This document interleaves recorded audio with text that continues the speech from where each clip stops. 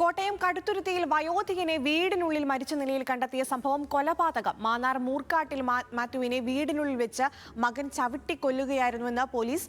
സ്ഥലം വിൽപ്പനയെ ചൊല്ലിയുണ്ടായ തർക്കത്തിനൊടുവിലാണ് മകൻ എബി മാത്യു പിതാവിനെ ക്രൂരമായി കൊലപ്പെടുത്തിയത്.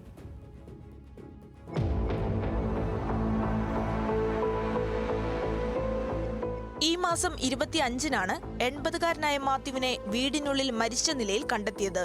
ദേഹമാസകലം ഗുരുതരമായി മുറിവേറ്റ നിലയിലായിരുന്നു മൃതദേഹം. സംഭവത്തിൽ ദുരൂഹതയും കൊലപാതകമെന്ന സംശയവും തോന്നിയതിനെ തുടർന്ന് പോലീസ് ഉടൻ തന്നെ വീട് സീൽ ചെയ്യുകയായിരുന്നു. തുടർന്ന് നാട്ടുകാരിൽ നിന്നും ബന്ധുക്കളിൽ നിന്നും ശേഖരിച്ച വിവരങ്ങളുടെ അടിസ്ഥാനത്തിൽ മകൻ എബിയെ കസ്റ്റഡിയിലെടുത്ത് ചോദ്യം ചെയ്തു. പോലീസ് ചോദ്യം ചെയ്യലിൽ പിതാവിനെ കൊലപ്പെടുത്തിയത് താനാണെന്ന് എബി കുറ്റസമ്മതം നടത്തി.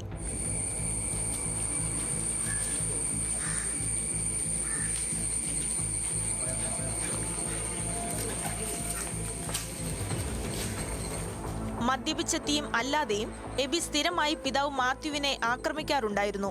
സംഭവ ദിവസം രാത്രിയിലും സ്ഥലം വിൽപ്പനയെ ചൊല്ലി അച്ഛനും മകനും തമ്മിൽ രൂക്ഷമായ തർക്കമുണ്ടായി. തർക്കത്തിനിടെ പ്രകോപിതനായ എബി പിതാവിനെ ക്രൂരമായി ചവിട്ടി താഴെയിടുകയും പിന്നീട് മാത്യുവിന്റെ തലയ്ക്ക് പലതവണ ആവർത്തിച്ച് ചവിട്ടുകയും ചെയ്തു. ഈ ക്രൂരമായ ആക്രമണത്തിനൊടുവിൽ മാത്യു സംഭവ സ്ഥലത്ത് വെച്ച് തന്നെ മരണപ്പെടുകയായിരുന്നു.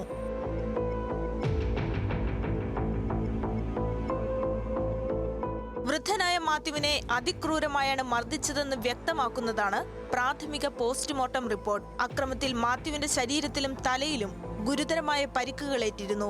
കൊലപാതകത്തിന് ശേഷം മൃതദേഹം കട്ടിലിൽ കിടത്തി പ്രതിയായ എബി സ്ഥലത്തുനിന്ന് കടന്നു കളയുകയായിരുന്നു. പ്രതിയെ പിന്നീട് അറസ്റ്റ് ചെയ്യുകയും തെളിവെടുപ്പിന് ശേഷം കോടതിയിൽ ഹാജരാക്കി റിമാൻഡ് ചെയ്യുകയും ചെയ്തു.